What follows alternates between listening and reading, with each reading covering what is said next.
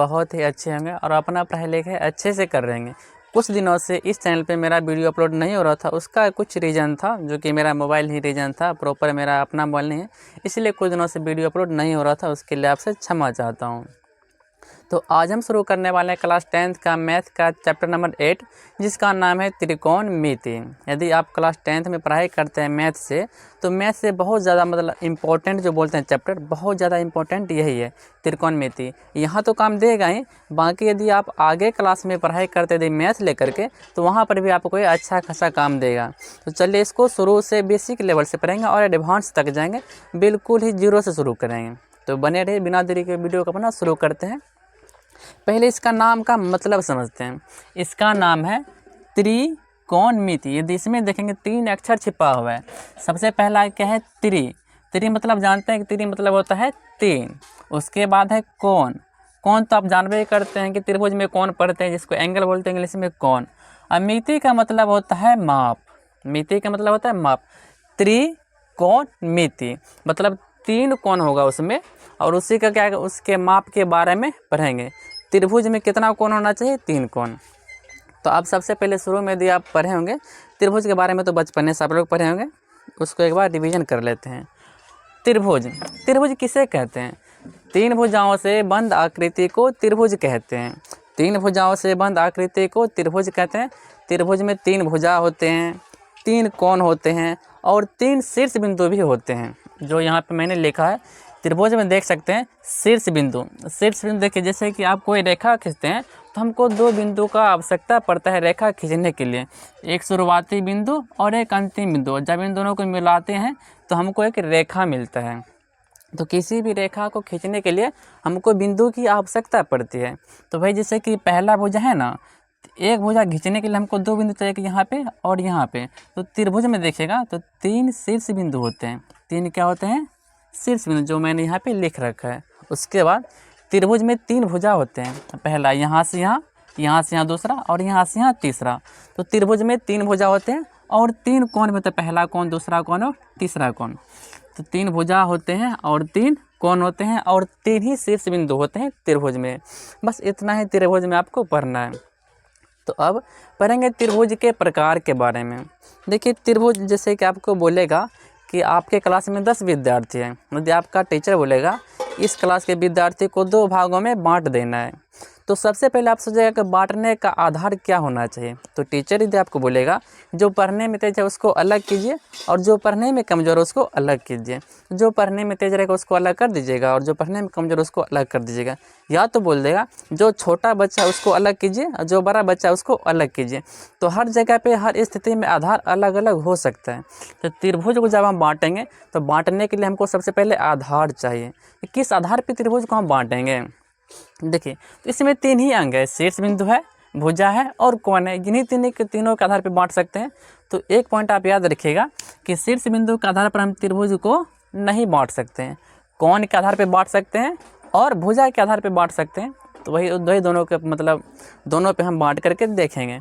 तो यहाँ मैंने बांटा है भुजा के आधार पर और यहाँ बांटा है मैंने कोण के आधार पे। तो सबसे पहले देते हैं कोण के आधार पे त्रिभुज के कितने प्रकार होते हैं।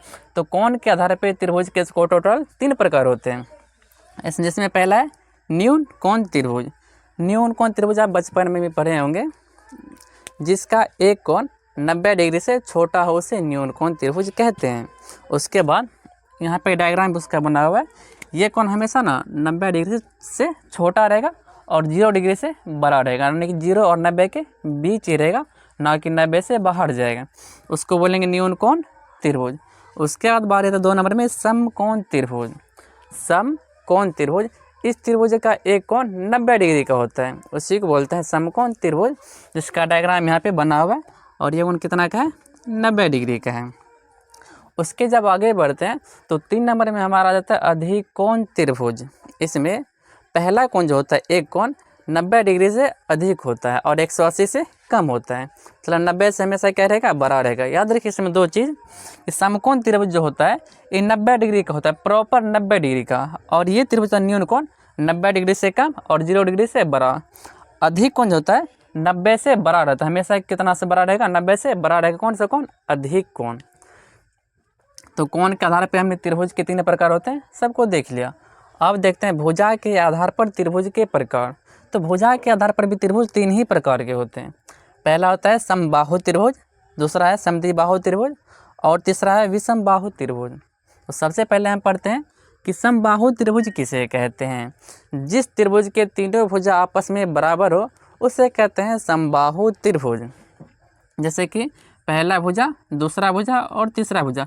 पहला भुजा है 6 सेंटीमीटर, दूसरा भी 6 सेंटीमीटर और तीसरा भुजा भी 6 सेंटीमीटर।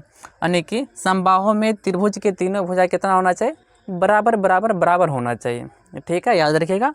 उसके बाद दूसरा नंबर में आता है समद्विबाहु त्रिभुज। देखिए, सम मतलब जानते हैं कि बराबर होता है और द्वि मतलब 2। जिस त्रिभुज का 2 भुजा आपस में बराबर हो उसे कहते हैं समद्विबाहु त्रिभुज। जैसे यहाँ पे देखिए, पहला भुजा ये है, दूसरा भुजा और तीसरा भुजा। पहला भुजा और दूसरा भुजा तो बराबर है, लेकिन तीसरा भुजा बराबर नहीं है। इसका 2 भुजा बराबर है ना, इसलिए बोलेंगे समद्विबाहु त्रिभुज। इसको बोलेंगे, इंग्लिश में भी लिखा हुआ, आप लोग ध्यान में रख सकते हैं। उसके बाद तीसरा नंबर पर आता है विषम बाहु त्रिभुज। विषम बाहु, विषम मतलब जानते हैं कि बराबर कभी होगा ही नहीं। इस त्रिभुज का तीनों भुजा आपस में बराबर नहीं होता है, उससे बोलते हैं विषम बाहु त्रिभुज। तो सबसे पहले मैंने इसका मतलब समझा कि त्रिकोणमिति का मतलब क्या होता है। 3 कोण वाला जो त्रिभुज होगा उसके माप के बारे में अध्ययन करेंगे। उसके बाद त्रिभुज किसे कहते हैं तो भी मैंने जान लिया। त्रिभुज में 3 चीज़ होता है, भुजा होता है, कोण होता है और शीर्ष बिंदु होता है। तो हम भुजा के आधार पर भी बांटे त्रिभुज के 3 प्रकार का हुआ, भुजा के आधार पर, और कोण के आधार पर भी 3 प्रकार का हुआ। तो आपके मन में यहाँ पर डाउट होगा कि हम 6 प्रकार के त्रिभुज के बारे में अध्ययन करेंगे त्रिकोणमिति में। तो नहीं, 6 प्रकार के बारे में हमको नहीं पढ़ना है, सिर्फ एक के बारे में पढ़ना है। तो बाकी 5 का फालतू चीज़ है उसको हम साइड कर देंगे। और हमारा काम का त्रिभुज जो है, सबसे पहले काम का त्रिभुज ये है, इम्पॉर्टेंट, बहुत ही वेरी वेरी इंपॉर्टेंट है, समकोण त्रिभुज। पूरा त्रिकोणमिति में सिर्फ इसी का चलते रहेगा, बाकी सबको 5 को काट दीजिए, उसका कोई काम नहीं है। सिर्फ किसका काम है, समकोण त्रिभुज का काम है। तो अगले लेक्चर में हम समकोण त्रिभुज के बारे में पूरा डिटेल्स में चर्चा करेंगे। बाकी सब पे धीरे धीरे चर्चा होगी, कम से कम इस पे भी कर दिए, लेकिन जब अगला वीडियो मेरा आएगा पार्ट 2 में, इसके वीडियो में डिटेल से पहले चर्चा करेंगे, जानेंगे कि समकोण त्रिभुज है क्या, कब बना, क्यों बना, कैसे बना, उसके बारे में चर्चा करेंगे। और उसके बाद जो कि त्रिकोणमिति है उस पर हम धीरे धीरे आएंगे। शुरू से यदि आप पढ़ते हैं ना तो पढ़ने में भी अच्छा लगता है और समझ में अच्छा से आता है। अब आगे देखो, एक ही बार जो ऊपर चल जाएंगे, हो सकता है आपको समझ में ना आए, इसलिए हम बेसिक्स उसको उठाने का प्रयास करते हैं। तो हमारे चैनल से बने रहे, अगला वीडियो में हम इसके बारे में और भी चर्चा करेंगे। यदि आपको वीडियो अच्छा लगा है तो दोस्तों में शेयर भी कीजिएगा, वीडियो को लाइक कीजिएगा और चैनल को सब्सक्राइब कीजिएगा, ताकि हम आपके लिए ऐसे वीडियो उपलब्ध कराते रहेंगे।